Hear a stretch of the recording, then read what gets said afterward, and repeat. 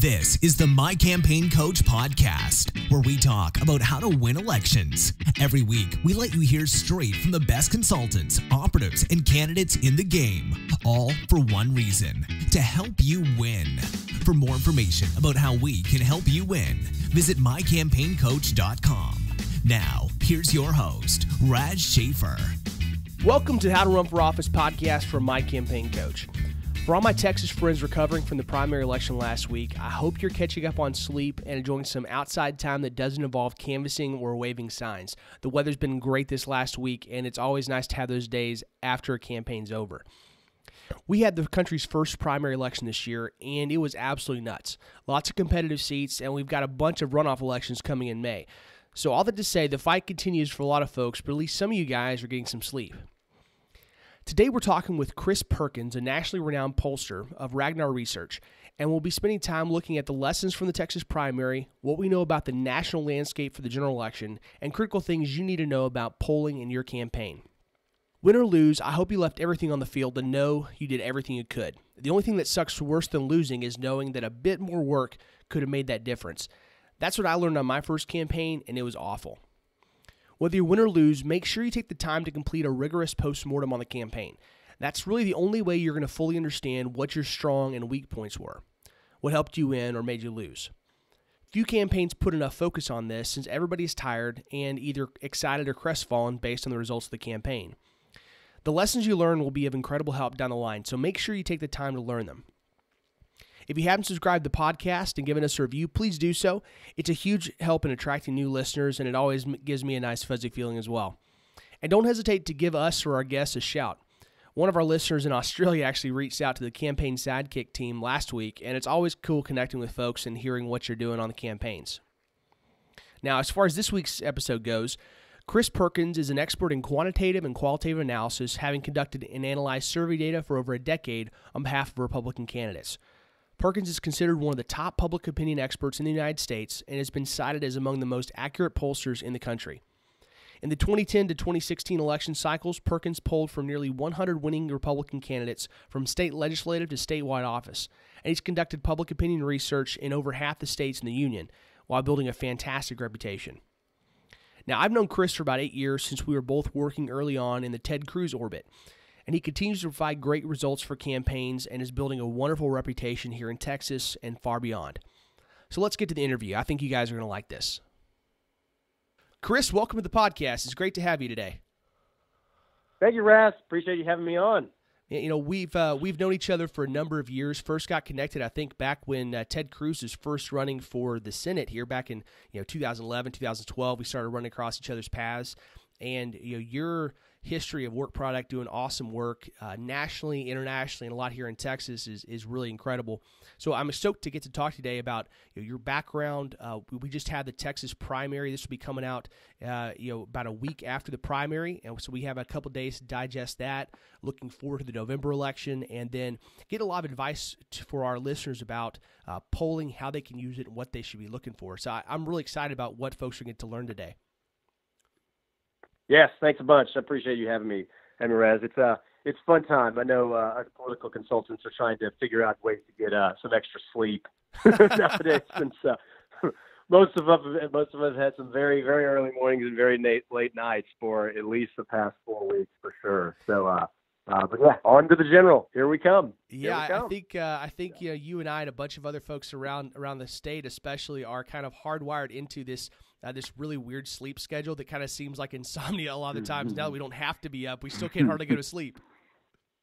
Yeah, that's exactly right. I mean, that's the plus side. Anybody that is interested in polling, you have. I don't know that I got to bed before like 3:30 a.m. was about my average bedtime. Being in the field nightly. Yeah.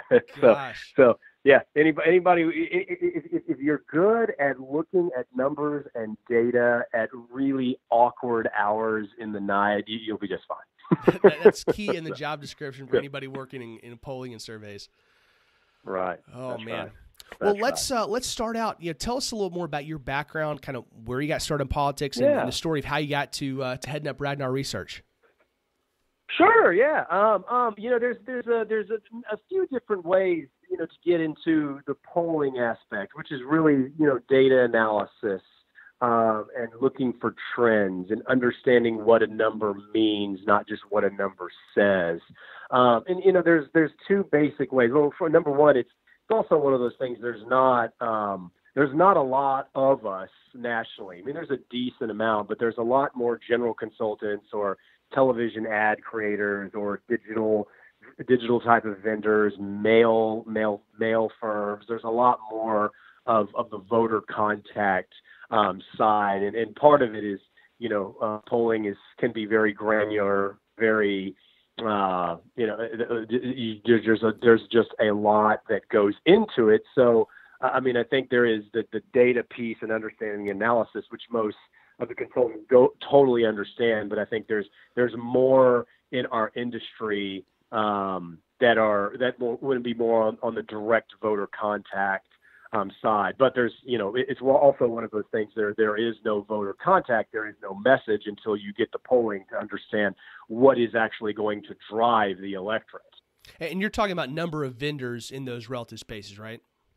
Sure. Yeah. A lot more people that do mail or television or run races, digital. I mean, all of those things are very important aspects of the campaign, but just from a volume standpoint, there's just a lot more of them than the polling side. Yeah. So it kind of takes a unique mindset to really just feel like they actually want to do kind of the survey research / polling side of things, which is interesting. So, that generally when you talk to a pollster, there's typically two people that get into it. There's two ways. One is through the educational background. There is a lot of people in the field that have a master's or advanced degree in statistics, and that's very necessary. I mean, I've got one on board with my team.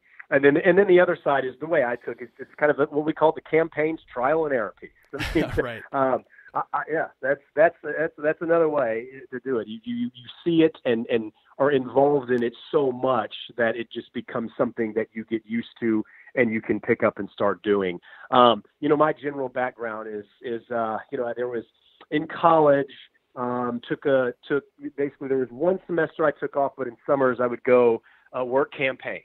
So this is as I'm on the old side. This is of course in the 90s.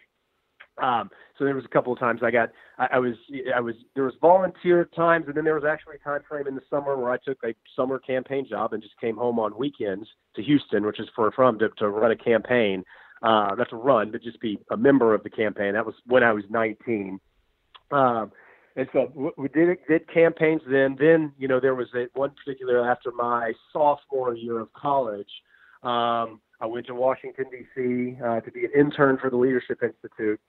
And then up there, I got to know some of the people, just some more of the political people, and they were interested in bringing me on to potentially be a number two, a deputy campaign manager. I'm 22 years old at the time, 21, 22 years old at the time, in a congressional race, and I was interested and didn't conflict with my college and baseball schedule, so I took a semester off to go to California and to be the number two on a congressional race out there. So I think I was 21, 22. I can't even remember. Whatever it was, 1998.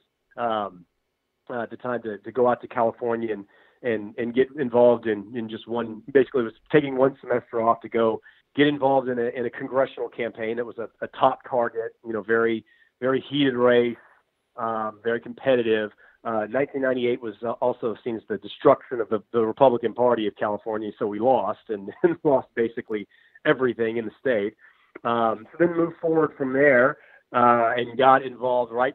I mean, it was the day I had a campaign manager gig lined up back in California again for a state assembly race. And I had it lined up before I graduated, and the day after I graduated, I was on a plane to San Diego. Nice. Managed the guy's race, and we won by a single point. So it was wow. It was the first race I ever won. It was and I managed the race. And as much as I got to admit, as much as I loved the scenery and the weather of Southern California, I knew I didn't want to stay out there. So we won, and then I came back to Texas and got a job managing the race of this rather famous, infamous guy named Tom DeLay, who at the time was the House Majority Whip. So I managed his race down in Houston, which wasn't really much of a race. We won 68%. So it was never in doubt that we were going to win that. But I started working with Mr. DeLay, who was the Majority Whip at the time, moved to Washington, D.C. right after the election of 2000, which was also coincided with George W.'s victory against Al Gore that was decided not on election night with Florida recounts and all that. But moved to D.C. directly afterwards and started working for DeLay for his Federal Political Action Committee. Did advance work for him, but then ultimately moved into the role of director, in which I was responsible for all of the federal kind of political stuff that went on, as far as anything that had to do with campaign-related activities for House members, House challengers. So I got to know basically the national political scene very well from a district-by-district perspective. Where were the races that we needed to be targeting? Where are resources going to be diverged to be able to grow the Republican majority in Washington? And just a few years later, there was this rather infamous situation in Austin called the 2003 Texas redistricting situation, which was, depending on the perspective of what side of the aisle you're on. The Democrats hated it, fled the state, et cetera, et cetera. But what I actually was involved in was actually doing the map drawing. So in my role of working for Mr. DeLay, who had ascended to majority leader at the time, is being in Austin, involved in the legislative process, just as somebody who is, assisting, drawing the map and basically not drawing the map officially, but drawing the map that the delegation wanted, and then help making sure that we could get the votes that we needed to pass ultimately a redistricting plan, which was successful, and we picked up, I believe, 7 seats that cycle, and ended up being kind of 8 seats long term. And I will admit that was the process that actually started getting me.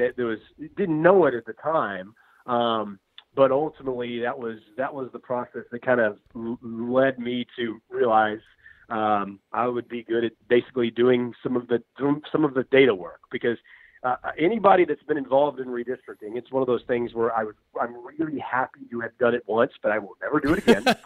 Right. That's the common theme I hear from most people that do redistricting work. That's right. It was the greatest experience of my life, especially from what I do today, but it's not something I would ever do again.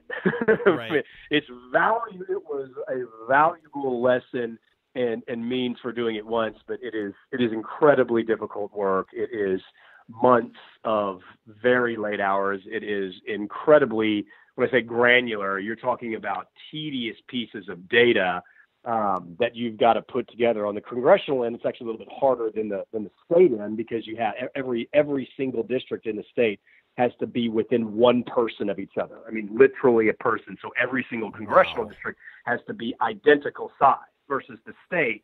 There's a county line rules, and you don't have to be. You can. I think there's a 5% give or take. I don't remember what the exact rules are, but at the congressional end, it's incredibly difficult, because you're building districts to make sure that you are gaining a political advantage, in this case over the Democrats, all while protecting communities of interest as much as you can, members' interest, state legislators' interest, and making sure that you're in full compliance with the Voting Rights Act as well. So all of those things go into putting together.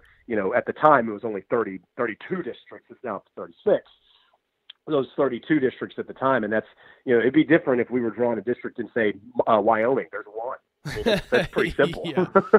Well, and you guys didn't have, back in 2003, there were, we think about all the data visualization tools we have now, and there are different websites you can go to kind of do some of this fun map drawing stuff, playing around. That's right. You didn't have much of any of that stuff at that point. It was a lot more Excel files and a lot of, really hardcore data crunching with little to no visualization.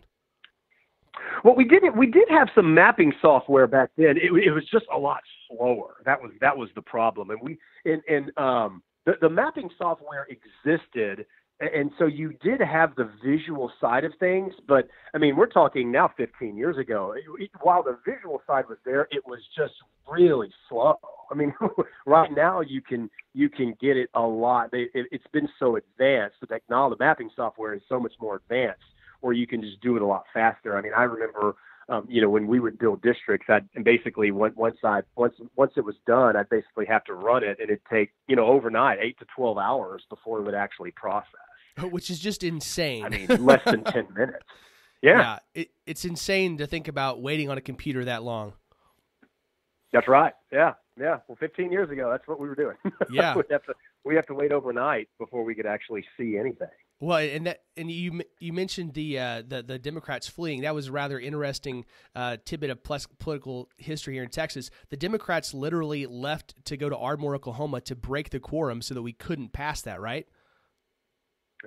Yes, that's the House. The House Democrats ran to Ardmore, Oklahoma. The Senate Democrats ran to Albuquerque, New Mexico. So that's right. The House Democrats were a little bit more famous because they held, press conferences and everything like that. It's kind of and I think they were there a little bit longer. The senators weren't in New Mexico, but just a couple of days. I vividly remember that one. Yep. Gosh. So yeah. Yep. So moving forward from that, so you helped draw the maps for delay. What came next for you? That's right. Yeah, next after that, I was with Mr. like 6-7 years. So right at around it was early in 2006 where I went over to the RNC to run the Independent Expenditure Unit. So for those that don't know the situation with federal law, at the federal end, you can spend unlimited money as long as it is not coordinated. So each one of the national committees has what's called, the term is called the IE unit, or the Independent Expenditure Unit, where a division of, in this case, the RNC, works independently of the campaign, because that's the way the FEC sets up the rules. An independent expenditure can't be coordinated. So it's a completely separate piece of the committee that acts independently. It spends the committee's money that it allocates, but it acts independently of the actual committee on behalf of candidates. So I ran the Independent Expenditure Committee for a couple of cycles, in 06 and 08. I basically just almost entirely Senate races. There were some House races, but there were Senate races too. And that's another step of where I got to basically see just about every type of poll out there, and was really kind of the only person that really dug it. So I mean, most people, we need to know what the top line is. We need to know what the best messaging is. And we need to know, generally who to target. That is where I really started, really enjoying the side of being involved in the survey process and getting a good understanding of best practices, who does what well here and who does what well there, et cetera, et cetera. So that's where I really started getting involved on the polling side of things. More, even though I wasn't conducting it, I knew that would be a place that would be somewhere I would want to be, at least kind of on the vendor side of things. So when it comes to being a vendor / consultant, that was the part that I enjoyed most of all. That and beating Democrats. So, yeah. And the two go well together. Well, that's exactly right. Yep. And moving forward from there, you got, in about 2010 is when you started doing the consulting and the polling on your own, right? Or you started moving out to doing it as a vendor. And since then, you've worked for over 100 winning campaigns from everywhere from state legislature up to statewide and gubernatorial, Senate, that kind of thing, across the country and even internationally, right? Correct. Yeah, that's right. I guess I've we'll say officially been a pollster for, oh man, I can't even believe I'm saying this, eight years. I guess it's 8 years now. It's time flies. It does. For quite some time. It's been great. It's an interesting thing how the polling community has evolved. One of the things that used to be the standard was, when you're doing a messaging piece, when you need to understand what messages to feed to voters, you just essentially score them. You basically just ask, what's the most important issue? And you line it up, and whatever comes out first that's what you do. Well, I mean, there was a time frame, especially in 06 and 08, when Republicans weren't doing so well, that, polling, the scoring-based polling was essentially showing you, here's the best message, but we would run on these messages and we would ultimately lose. And that's part of the piece of the human behavior sciences that we're missing from polling. I mean, this is, maybe they state that this is their most important issue, but it's not influencing how that they're going to react at the ballot box. And that's where my firm is taking it kind of to a next step and doing a very rigorous messaging analysis to really understand what is going to drive voters, what is going to influence human behavior, what is it that we can say from the candidate's perspective that's going to move a vote or influence a vote. That's more important. I mean, it's important to know what's on voters' minds from their perspective to understand what the issue is, but it's more important when we're actually going to be driving a message is how are you going to you're going to influence or you're going to change potentially, depending if you're down, human behavior at the actual ballot box.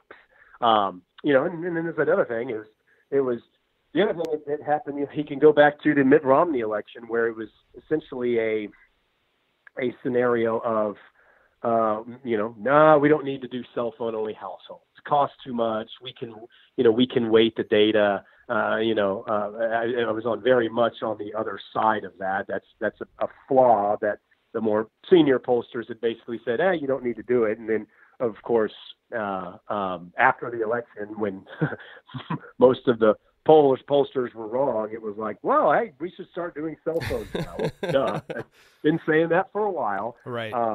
So yeah, now it's become basically industry standard. Being that the fact that cell phone only households on the rise. I mean, if you do not have cell phones in your sample, if you are doing IVR or robo polling, that is not, you are missing 50% or more of the election.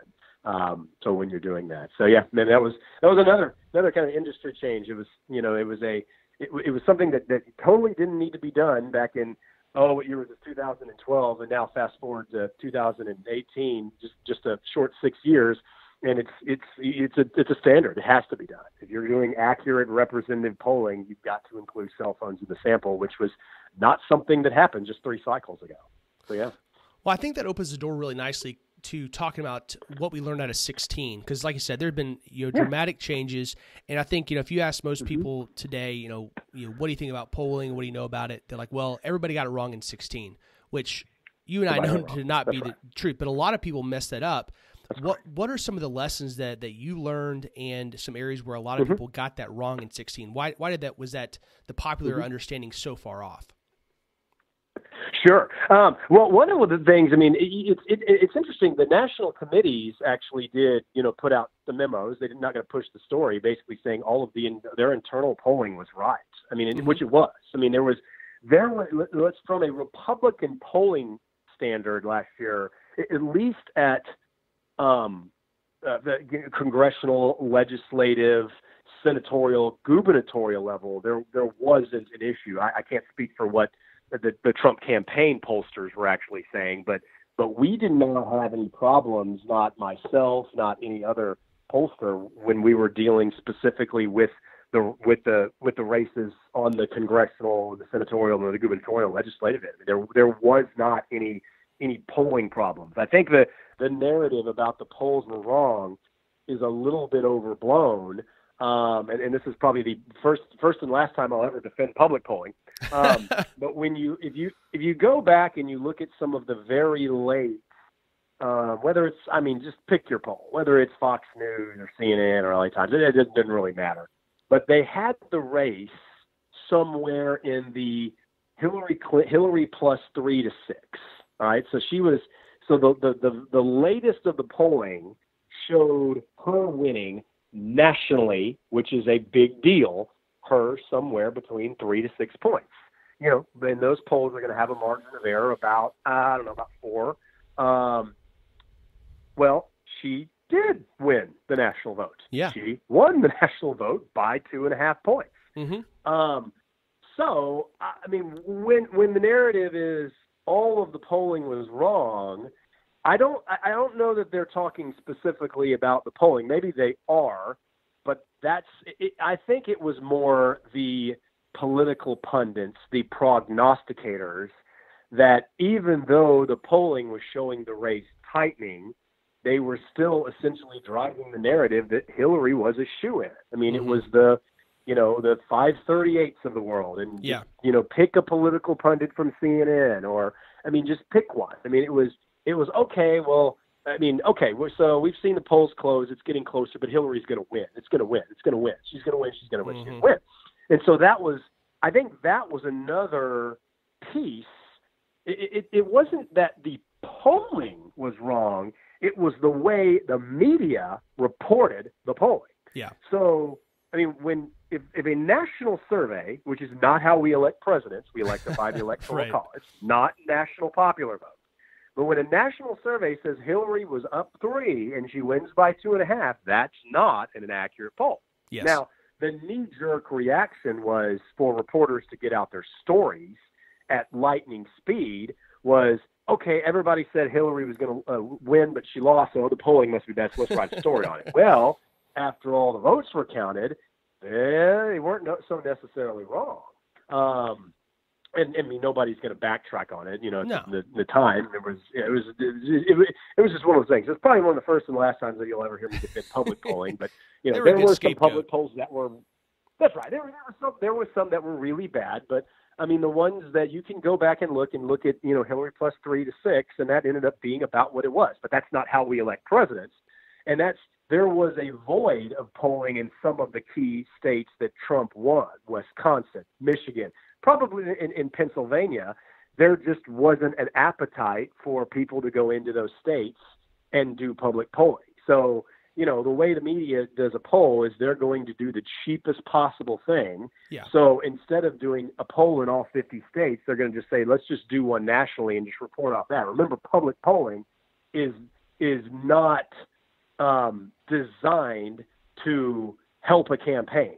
Public polling is designed for the media to report on a story. They want a story, so they're going to find the cheapest possible way to do it, and then execute that and just write whatever the results say. That's the big difference between public polling and then what we do. I would say 99.9% of my polls never see the light of day. The intent of my polling is not to release to the public for public consumption. These are for specific clients, whether they're political, whether they're corporate, trade association, nonprofit, etc. The idea there is we need a strategic way to get from A to B. We're at A, we need to get to B, and how do we do it? So it's a very rigorous approach into what we're doing versus, public polling is, hey, let's find the cheapest way to do it. Let's just dial out of a phone book and see what the results say. So, surprise, they're different. Very different. Yeah, big time. Well, and I'll say real quick, the rule of thumb on polling is never make strategic decisions on polls you didn't pay for.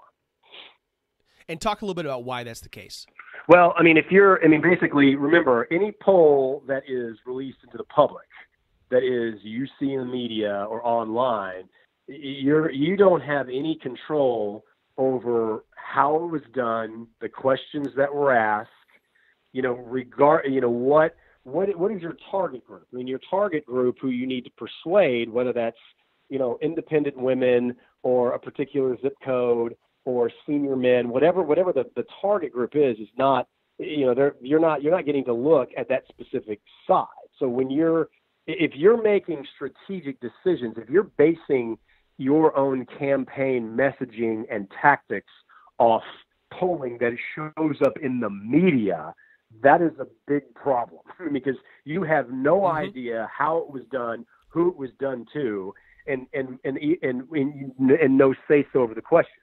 When you make strategic decisions on the campaign about what messages to run on your candidate, what contrast to run on the opponent, how to build the narrative, whom to target, that's where we come into the equation, and we're part of the team in making sure we're assisting you. Here's your target group. Here's the proper message. Here's how to build the contrast.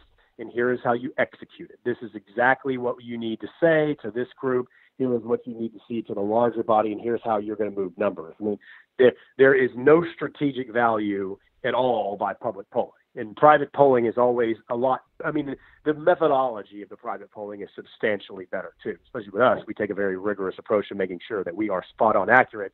The public polls don't care. They want a story. No. Yeah, they're going for the public media is going for the cheapest option. That's right. Whereas you guys make your meal ticket off of being right and doing it well. Bingo. And so there's a huge difference. They need a story. You guys need to be able to give strategic insights to a specific campaign, help them move the needle to win. That's right. That's exactly right. Exactly. So let's look at the Texas primary election. There's been a ton of stuff reported in the media about blue wave, and I'm hoping by now people are seeing some of the differences. The fact that didn't turn out to be the case. Republicans still well outperform the Democrats, and in the primary as far as turnout and everything. But I think there's probably a lot of lessons you can talk to us about from what we learned through this primary on the statewide level, as well as any lessons down ballot. Yeah, sure, absolutely. I mean, there. Of course, we did see the early media stories about how the Democrats were overperforming the Republicans in the raw number of primary votes, et cetera, et cetera.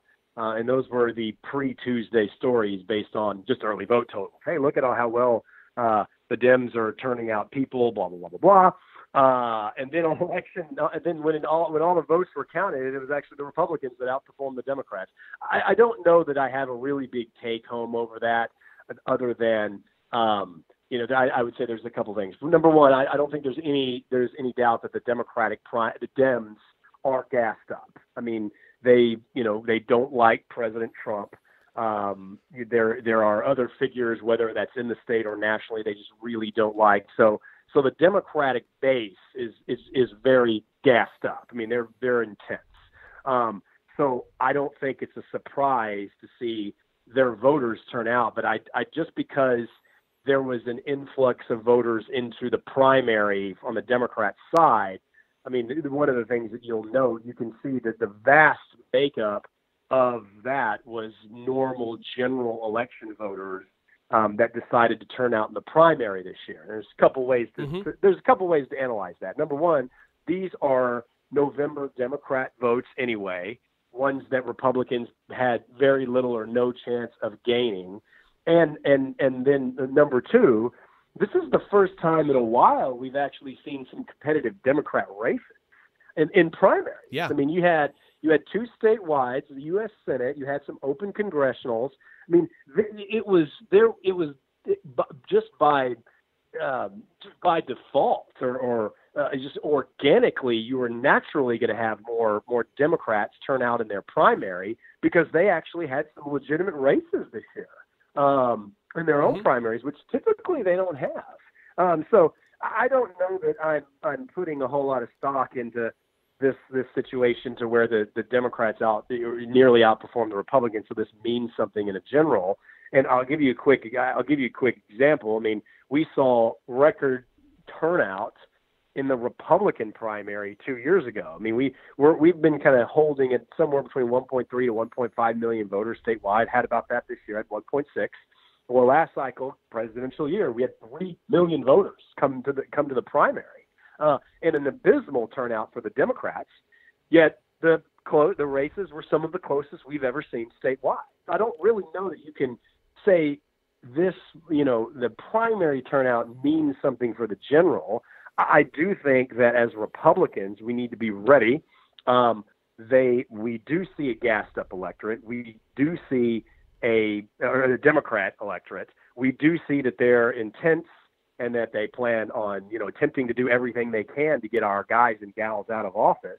And we got to be ready for it. I mean, I think we need to, heed the warning signs and not be complacent, run real campaigns, raise money, communicate with voters, and just not be complacent.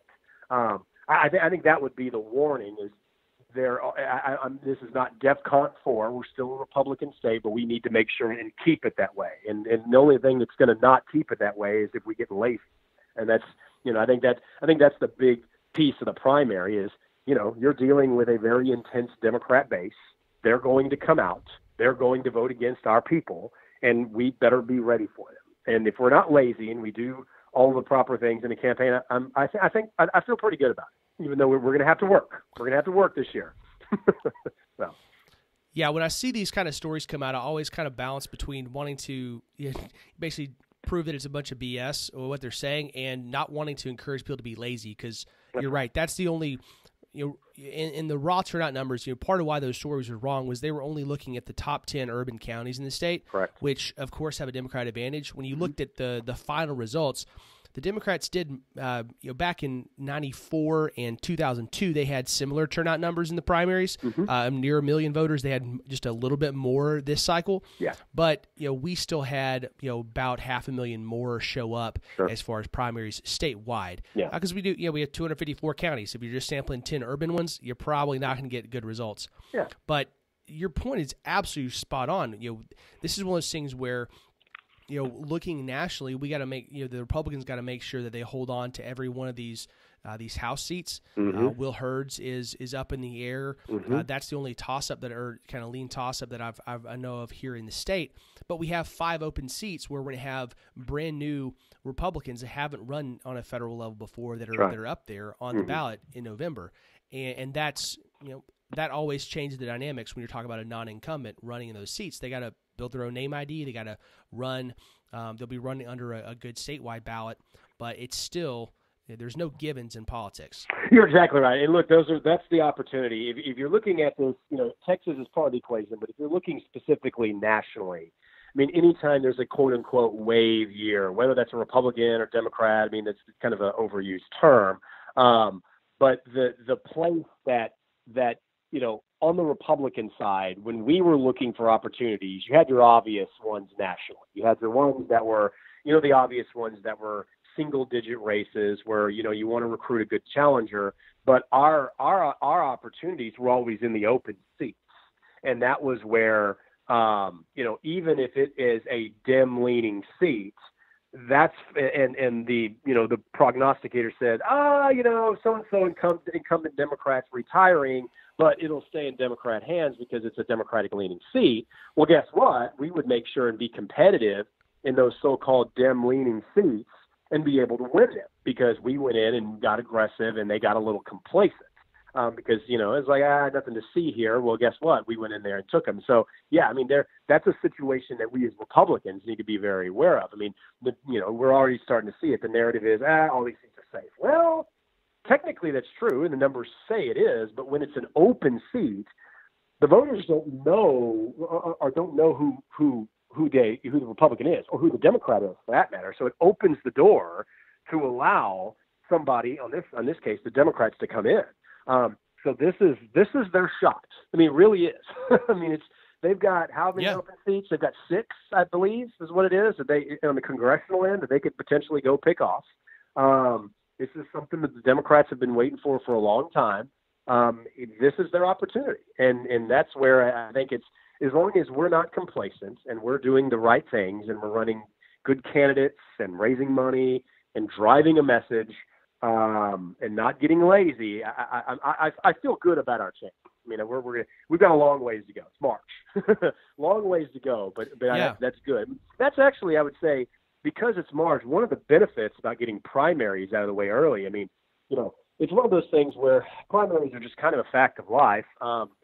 People get nasty. It's primaries. Put friends against friends. And that's always the unfortunate situation with primaries. But I think one of the plus sides for Texas is we've always done a good job of coming together. I mean, there are factions within the Republican Party, and primaries do get dirty and nasty and friends versus friends. And, they can make for some uncomfortable situations. But the very big plus for us about having our primary so early is we've always done a really good job of healing and coming together in the general. There is a lot of states where that just doesn't happen. I mean, Kansas, Arizona, Florida, their primaries are, in September, and, they've basically got to get out of the primary, then run a 6-week general, and you still got hurt feelings and all the things that go into kind of the inside baseball primary side that really weakens the candidate for the general. I think that's it's two things. First of all, it's in our Texas nature to come together eventually. And second of all, I think timing helps. I mean, I think the fact that we have a primary so early, whatever hurt feelings exist in the primary, we've always done a really good job of coming together and kind of muscling up for the general, which is a big benefit for us. The benefit for us, nice Texans personally too. Yeah. That's right.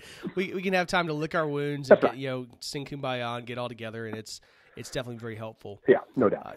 That kind of is a great segue into looking at the November stuff. Mm-hmm. You talked about the difference of 6 months from now to the November can make. Well, we've seen a big shift that's concerning in the last 6 months. Looking back at generic congressional ballot and a lot of the states are in play, and we've moved from the Democrats to take back the House. I think it's like 24 seats they got a net in November, and we've gone from about 22 or so being theoretically in play back in August to now we've got somewhere in the neighborhood of 36 that are considered in play, and that's pretty concerning given what we got to do to keep the House. The Democrats' opportunity is really, because on a nationwide basis they're really jazzed because they're running a lot of candidates and they have a wide primary field. They're challenging us on a pretty wide front. Talk a little bit about what it looks like for the House and what these campaigns need to be looking at as they're moving forward. Sure. Yeah. And I will admit I am concerned. I'm not in bunker mentality, basically saying the sky is falling, but I am concerned. The concern being two specific things. Yes, we're underwater on the generic ballots. I think I saw one this morning where we're minus 10. The same poll had us at minus 2, 60 days ago. So that is a concern. The other concerning aspect is the special elections. And I'm not so much looking at the big ones, the ones that were covered nationally, like Alabama and Georgia. I'm more focused on a lot of these smaller legislative races, Tennessee, Washington, New York. There's been a fair number, Wisconsin. There's been a fair number of not really nationally discussed legislative races in which we were losing these races. Now, it's a special election, so you're dealing with a confined turnout. Turnout in special elections are very easy to manipulate, but this tells me that, again, this is a very aggressive, very active Democrat voter side. They are coming, and we need to be prepared. And I worry, I can't speak for any of these campaigns specifically because I wasn't involved in all of them, but I do worry about kind of the complacency on our side. This district's plus 10. We're good. Oh, oops, on a special election, we lost it. And then the hand-wringing Monday morning quarterbacking is all about, it was the turnout.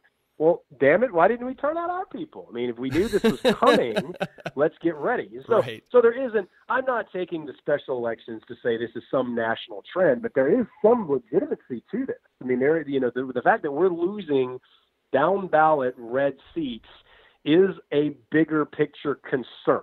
This is a concern. Now, this is correctable. This is one of those things where it is correctable. It's March. I mean, we're 8 months from the election. I mean, 8 months of politics is an attorney. Things shift fast. It is nationally. It could get worse.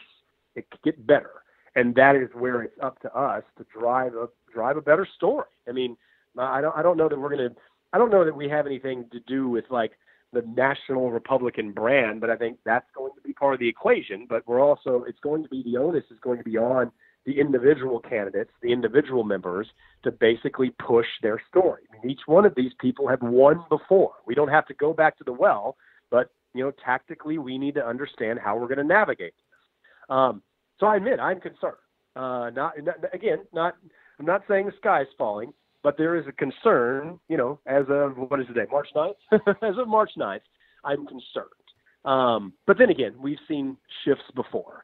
And I think, a lot of this is going to be driven from the federal end, and we'll see what, issues we can run on. There's been some good, there's been some bad. At the national side, we really started off on the wrong foot by not being able to fix Obamacare. That really hurt us early. It kind of came back where we passed the tax cuts.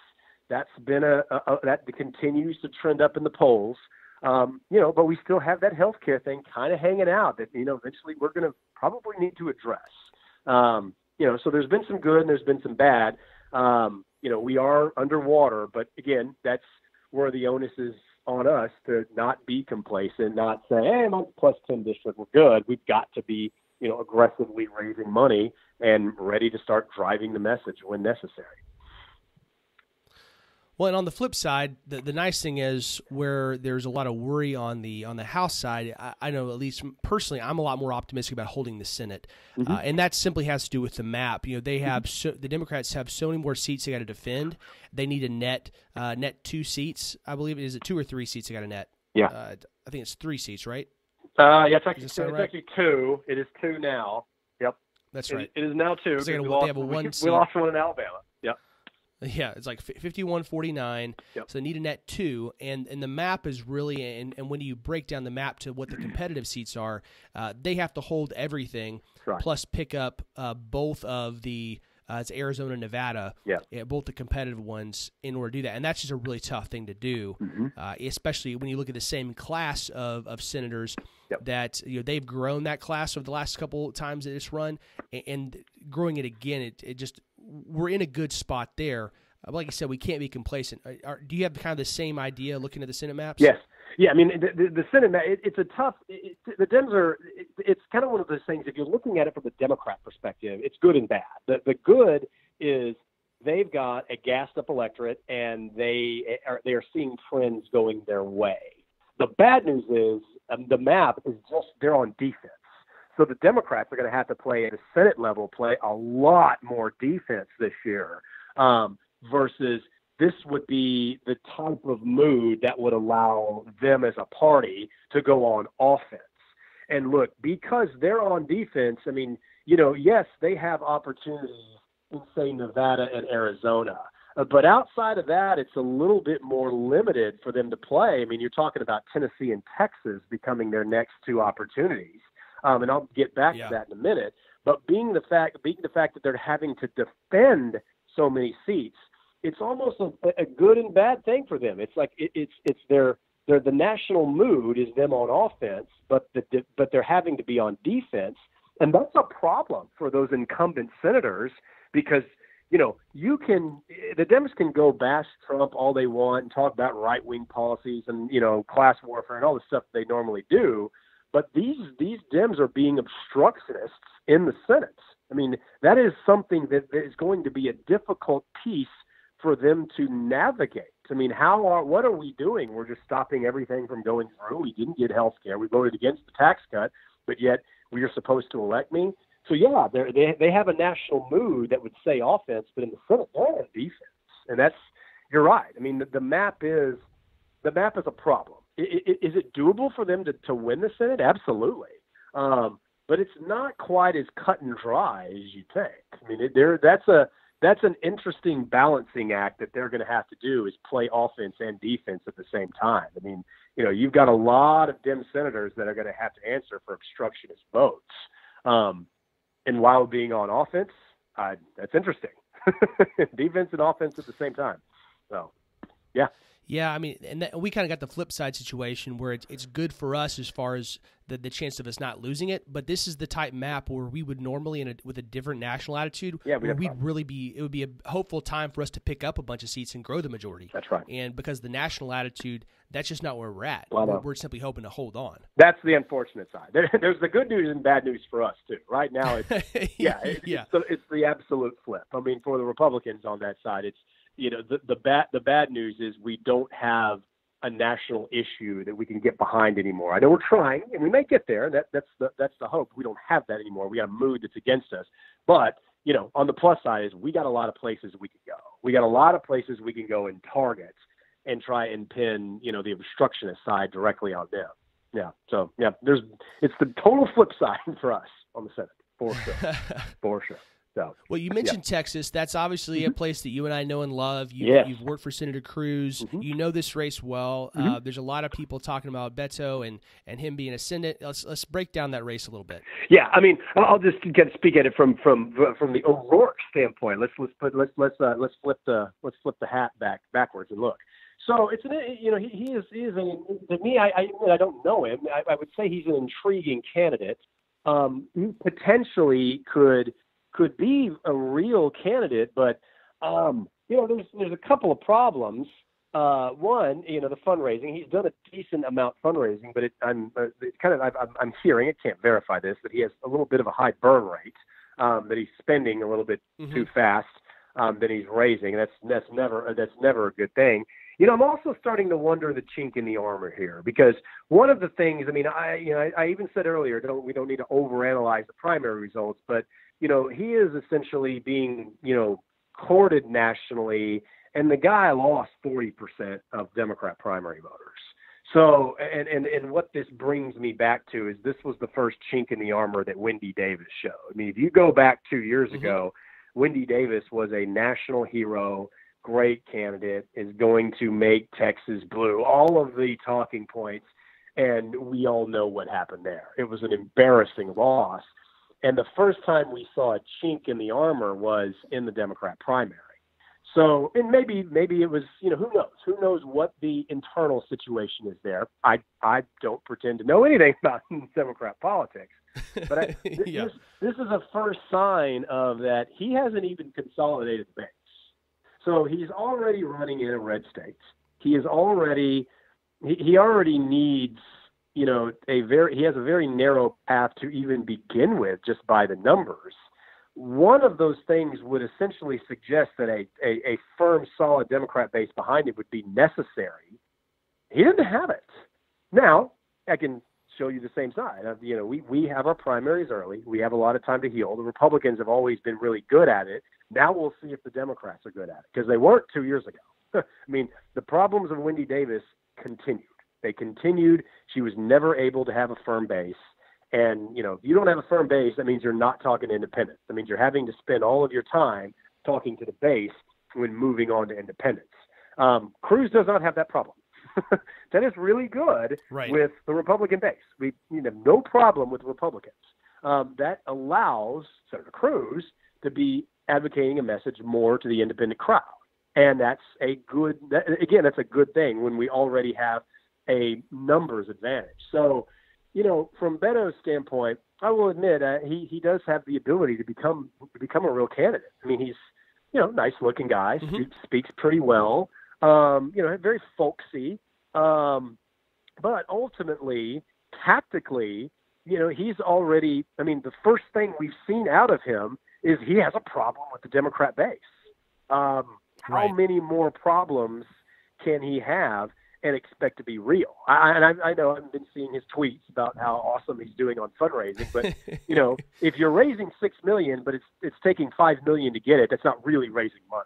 So I'm not looked through his report, so I don't know exactly. I may have just made that number up, but I'm also wondering how real this so-called fundraising situation is going. I mean, and to suggest that national Democrats will target Texas, I have a hard time believing. Having said that, Beto does have some potential to be real, and that's, again, we have to be ready for that. I mean, this is a situation, and when we're dealing with a national mood, we've got to make sure and make sure that we're doing our job.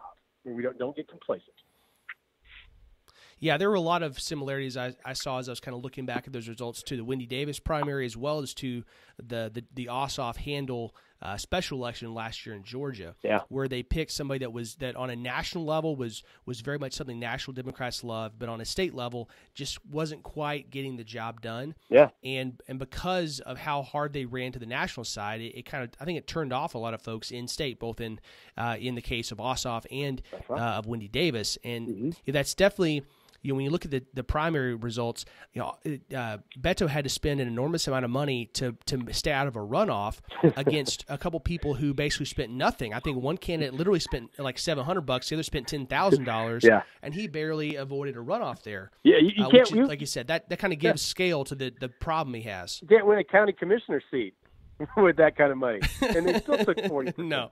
Yeah, you're exactly right. And again, we'll see. I mean, this is one of those things where I try not to dive too deep into the meaning of the Republican Party or the Democrat Party, primaries, because I mean, it is what it is. But I mean, I'm taking a wait and see approach with him. But I mean, he didn't start off real well. I mean, right out of the gate, he's been promoting how much money he's going to raise or has raised or whatever it is, and then all of a sudden, 40% of the Dems vote against the guy. That's not a good start. So. No, but I mean, the good thing is, the Cruz team understands that there's the old adage: there's two ways to run a race. They're scared and unopposed, and so they're running a heavy race. They're taking the election seriously, and so it's gonna be interesting to see how this shapes up. Yeah. Let's skip on forward to talking more about Ragnar Research, what you guys do, what your rock stars at, and a little bit of information for our listeners about as they're looking at polling or hiring pollsters. Tell us a little bit more about all that. Sure. I mean, I would say it's one of those things where we kind of, myself and my team over time is it's one of those things where we're known as the accurate ones. if you want to get the accurate information, come to Perkins, come to Ragnar. It's to go to that team. It's been kind of a situation for some time, and that's good. I mean, it's good to get paid to do what you're supposed to do. that's a good thing. Yeah. It's sometimes a little bit unfortunate with the industry having some others having some problems, which is problems that myself and my team don't have. But I would actually believe that one of the things that I'm most proud of is just is our unique ability to understand and figure out how to develop the messaging sequence, how to build your narrative set, how to understand what it is you need to do, what it is you need to say to connect with voters. So I'm very proud of the very rigorous approach that we've taken to understanding and building the best means of message testing in the industry. I mean, it's, even though it's okay, you're going to get accurate data, part of that is how is it that you're going to be able to understand what to say? What is it, if you're down 20, what do you need to say to get you to parity? Or if you're up 10, what potential pitfalls could you be stepping into? So that's what I would say I'm the most proud of is the time spent on putting together and developing the absolute best means of message testing and message development in the business. So that is what I'm most proud of, for sure. Well, and you've definitely built an incredible record of that. So as far as, a lot of our listeners, they're running campaigns, they're running as candidates, polling, you understand how important that is to test the message, to understanding where you're at. What are some of the things that they should be looking at as they're considering what polling they need and, more importantly, who they should have to do that? Yeah, I mean, I think number one is track record, which my team have, especially in the primaries, but now we're looking at generals. Number one is track record. And then number two, I mean, I would always just say who's going to put together the best messaging piece. I mean, ultimately you want to know from your pollster, tell me what do I need? Tell me, give me the blueprint. You need to have a pollster on board that's going to draw you up the blueprint and where and be able to see things, not necessarily before they happen, but, not get caught up in, small data points or inside baseball. I mean, you want to be able to understand how the message progression is going to go and what voters to target. I mean, the question always I say to ask is, how are you going to tell me who to target? And, there is a difference between just tossing data out there and tossing numbers out there and saying, here are the numbers. But, there is a number if it's accurate, you still need to know how you're going to get to the finish line. Very rarely in polls do you see, a targeted race, be at 57%. I mean, you're at 48, 46, and if your pollster is just saying, hey, we're at 48, 46, well, what is it that we need to do to finish this? Where's the group that we need to target? What's the message that works with this group that we need to finish this off with? Is it a positive? Is it a contrast? What is it that we need to do, whether it's down the stretch or early, from a messaging standpoint, it's the idea of what's the blueprint. Tell me where I need to be going. Show me how to get from point A to point B. Point B being a win. How do we get there? Yeah, I think a lot of people, when they think about polling, they're like, okay, well, I'm going to get somebody to come up with or just run these questions I've come up with, and then they're going to send me the crosstabs, and that's the work product. Yep. And that's one of those big differences between, sending it off to some IVR survey, group where they can plug it in and make it dial and go into an actual survey and polling firm like you guys and what you guys do well, because you don't just come back and send the crosstabs and say, hey, adios, guys. You're a core part of the strategic team from A to B. That's like you talked about. That's exactly right. That is, you don't have to get gobbledygooky here, but we have to be able to run what's called regression analysis. Regression analysis is what testing the message. The crosstabs are very valuable because it allows you to know who to target, but the tabs aren't going to actually tell you what message to run.